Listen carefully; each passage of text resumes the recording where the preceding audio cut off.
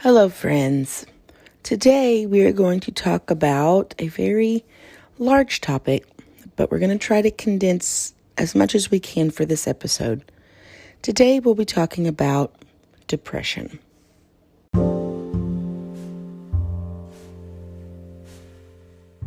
Hi, friends. This is Bethany Jennings, and you're listening to We Should Talk. It's a podcast where we talk about anything and everything to encourage, equip, and empower you to be a decent human. Let's talk.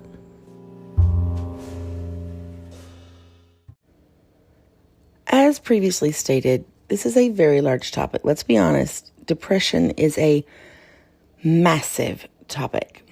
So I'm going to try to keep this to the point but informative because I know this particular topic can become quite the rabbit hole, as they say, and that you can really take a deep dive and get really, really into it. But I kind of want this to be not an overview, but I want it to be informative and helpful. And we can get into some other stuff later, but I want to highlight three main things in this particular episode.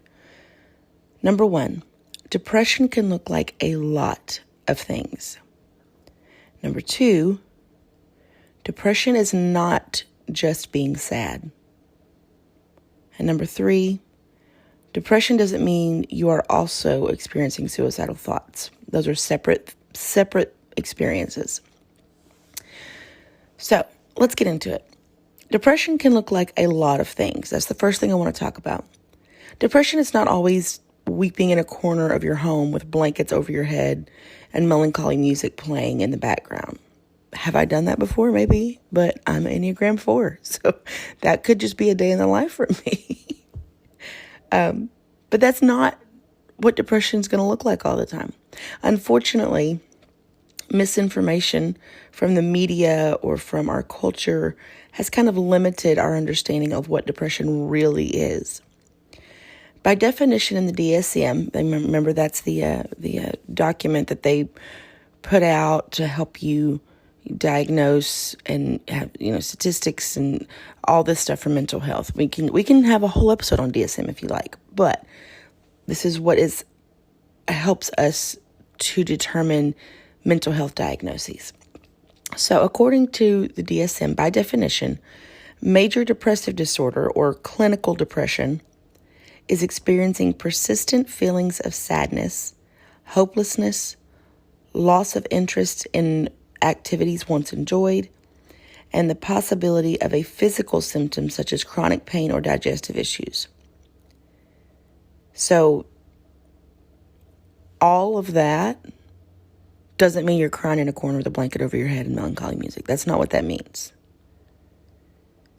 Depression can look like brain fog. Depression can look like, not wanting to go out that day. Depression can look like only wanting to go out so that you don't deal with the feelings that you have at home, or in the silence of your own thoughts, right?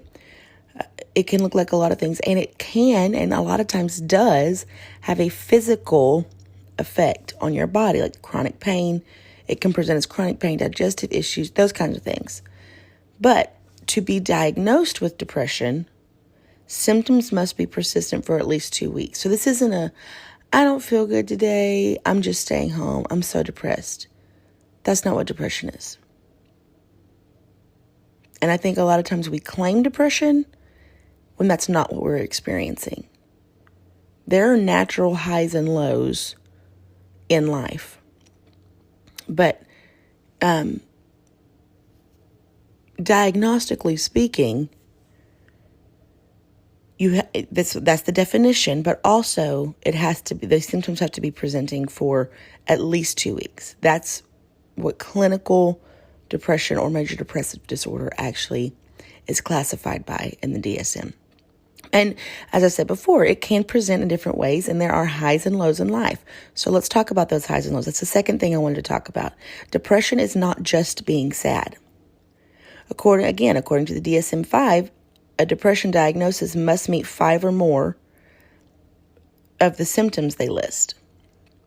during that same 2-week period. So remember me saying before, so you have to have symptoms presenting for at least 2 weeks. Well, in those 2 weeks, it's not just, well, I feel sad, I'm depressed for 2 weeks. No, you have to have 5 or more of the symptoms they list. And at least one of the symptoms should be either depressed mood or a loss of interest or pleasure. So this is what I'm saying. Like, all these people walk around claiming things, claiming mental health diagnoses, or claiming anxiety, depression, claiming these things and taking them on. A lot of time, not always, some people, they go to a professional or they have done the research, but there are qualifications that have to be met in order for you to actually meet the requirements for the diagnosis. That's why it's so important that you don't just do this by yourself, that you get help if you need help, with your pastor's approval, with spiritual guidance, with not forgetting the spiritual side of things, right? So DSM-5 says the depression diagnosis must have 5 or more of the symptoms that they list during the same 2-week period.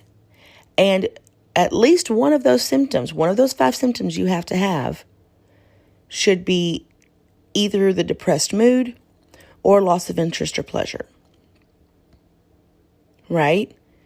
And it must cause the individual clinically significant distress or impairment in social, occupational, or other important areas of functioning. Do you see how this is phrased and worded so specifically, so particularly? This is why people study this for years, because it is very specific. When you start dealing with people's minds, you start dealing with their brains, you start dealing with their lives, you need to be a professional before you start diagnosing people. That's one of the biggest mistakes that I think these side psychologists make, is they just start diagnosing people with things and they don't have the qualifications or training to do it. I have seen it be extremely detrimental. I have seen people, I found out after the fact and had to clean up the mess. I have seen people say, well, this person in my life is experiencing similar things, so you probably need to go request this specific medication from your general practitioner to fix your issues. Number one, there are a lot of symptoms to go through and a lot of requirements to meet before you say, boop, that is the diagnosis. And Sally on the second row is not the person qualified for it, unless Sally on the second row happens to be Sally the psychologist with the proper schooling on the second row. For the record, we have a Sally in our church, and she is actually quite brilliant. She studied criminology or something in school. She's really great. So I'm not talking about that Sally. I'm saying in general, you know who I mean. A person came to your brain when I said Sally on the second row. You know exactly who I'm talking about in your life. They should not be diagnosing people, because what happened is the person took the advice, went to her general practitioner. That's the second thing. GPs, mental medication, what? Went to her general practitioner, got the medicine. It was not what she needed. It completely jacked her up. So anyways, there are requirements. And they are very specific for each diagnosis. So depression diagnosis needs to meet 5 or more of the symptoms within a 2-week period. One of those symptoms has to be depressed mood or loss of interest and pleasure.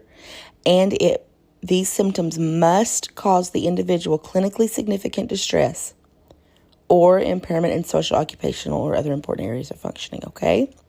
So let's talk about what those symptoms are. Now, you don't have to have all of these symptoms, but you have to have at least 5 of these symptoms, and one of them has to be the depressed mood or loss of interest and pleasure and cause clinically significant distress. Okay. Here are the symptoms. Depressed mood most of the day, nearly every day. Markedly diminished interest or pleasure in all or almost all activities most of the day, nearly every day. Those are one of the two. You got to have one of those.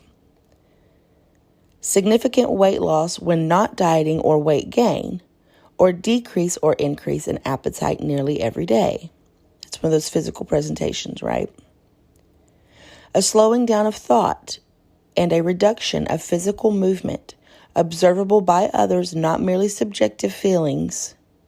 Other people have to notice that you are not moving like you normally do. You're not as quick as you normally are. And this is not subjective. I feel like I'm not doing much. No, people are seeing it. Feelings of restlessness are being slowed down, right? People are going to see that. The next one is fatigue or loss of energy nearly every day. Feelings of worthlessness or excessive or inappropriate guilt nearly every day. Read that one again. Worthlessness or excessive or inappropriate guilt nearly every day. You feel guilty for everything, like everything's your fault. You feel like you're not contributing to the society around you. The next one is diminished ability to think or concentrate or indecisiveness nearly every day. The last one listed is recurrent thoughts of death, recurrent suicidal ideation without a specific plan, or suicide attempt, or a specific plan to commit suicide. Now, I listed a bunch of other symptoms that did not even involve suicide. Okay? So you can be depressed. You can be diagnosed with clinical depression or major depressive disorder. You can be diagnosed with that and not be suicidal. Suicidal is one of the possible symptoms, but it's not a required symptom. So recurrent thoughts of death, recurrent suicidal ideation about a specific or without a specific plan, or a suicide attempt or a specific plan, right? But you don't have to be suicidal to be considered depressed. A lot of people, if they are experiencing depression, they say, well, I'm not suicidal, so I'm not depressed. I don't want to kill myself. I'm not depressed. That's not a requirement for depression. It's important to note here, that's what I'm saying, depression does not always include suicidal thoughts. So if you are experiencing suicidal thoughts, please go get help immediately. Go to your spiritual counselor, your pastor, your family. Your pastor should be able to direct you to some trusted professional help. Get help. You don't have to fight alone. You're valuable based solely on not because of anything you do, but based solely on your existence. You are valuable. You don't have to do things to earn appreciation, to earn value in this world. You're breathing. God gave you breath in your lungs. So you're valuable. You are valuable based solely on your existence, not on anything you've done to earn it. You're created for a reason. Please, if you are experiencing suicidal thoughts, please reach out to loved ones, professionals, pastoral leadership for support. If you feel as if you may be experiencing depression, that's serious now. Not just when suicidal thoughts could appear. Depression is serious now. That's what I'm saying. People say, well, I'm not depressed. I'm not suicidal. You may still be depressed. So get help. Here's the thing. It is not that you're a horrible person if you're experiencing depression. It doesn't mean you're not a child of God if you experience depression. It does not mean that your brain is broken. It doesn't mean that you're a flawed, horrible human. We're all human. We all experience things. So if you are depressed, number one, go to your spiritual leadership. Let them know. Number two, follow their guidance with getting professional help. Okay? It's serious now. It's not just serious when you decide to self-harm. No, it's serious now. And the thing is, It doesn't mean that your brain's broken. It could literally be a vitamin deficiency that is causing these symptoms of depression. It could be a mineral deficiency. It could be circumstantial. It could be hormonal. It could be a lot of things. Go get blood work done. That's what I'm saying. Like, get the spiritual side. Make sure you are covered spiritually. And then go get the professional help you need. Because one blood panel can steal the devil's victory. One blood panel can tell you what the problem is. If it's some kind of hormonal issue or a vitamin or mineral or nutrient deficiency, it's entirely possible that this is physically fixable. Okay? That's why I'm saying, like, all these people say, immediately, I'm depressed. There's no hope for me. I'll always be this way. No, there may be an adjustment you can make in your diet. However, it might be that you are clinically depressed, that you have major depressive disorder. That's why you need to leave it to professionals to decide that. Does that make sense what I'm saying, y'all? Let professionals help you. That's what I'm saying. Let your pastor, your spiritual leadership help you. Speaking of help, here are some things that could help or could hinder. If you are experiencing depressive symptoms, any of those that I listed before, and some of these are just general life stuff, Here's some things that could help. Number 1, substance abuse and alcohol use will only make symptoms of depression worse. Stay away from drugs and alcohol. Even if you're not experiencing depression, stay away from it. I have never seen anything good come from substance abuse. Like, I don't personally understand it, but I've never been a drinker or drug user. That's never been a part of my daily life. That was never something that I was exposed to. Thank God for godly parents. But I've never seen it make anything better.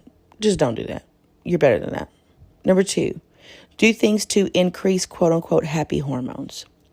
Dopamine, oxytocin, serotonin, endorphins. I did a whole episode called Dose. Go listen to that episode if you want more on that. Increasing happy hormones. I mean, it's like, it could include physical contact with a loved one, exercise, music, meditation, a whole lot of things. Go listen to the Dose episode if you want more on that. The third thing, learn the indicators that let you know when your depression is worsening. It's different for everybody. And then once you figure out what those are, do some tracking. Once you figure out what those are, tell a loved one what those indicators are and accept the help when they offer it. Because a lot of times once you're in the depressive state, once you are in a low, you don't want the help. You'll deny that anything's going on. So learn your indicators, tell a loved one, let them help you when they offer it, okay? Like I said before, if you're experiencing depression, you should always reach out to trusted counsel, like a spiritual leader for guidance, and mental health professionals to help you. You are worth helping, all right? I knew that we weren't going to be able to cover everything about depression because, like I said, huge topic. But I feel like we've relatively sufficiently covered those 3. Depression looks like a lot of things. It's not just being sad, and it doesn't mean you're also experiencing suicidal thoughts. It's serious now. Talk to your pastor. Talk to your medical professional. Get the help you need. You are worth helping.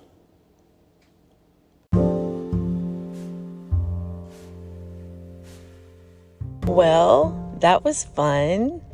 I'm glad you stuck around for the whole thing. And thank you for talking to me today. Y'all go like and follow and review and do all the podcast things that people do. And don't forget to be a good human.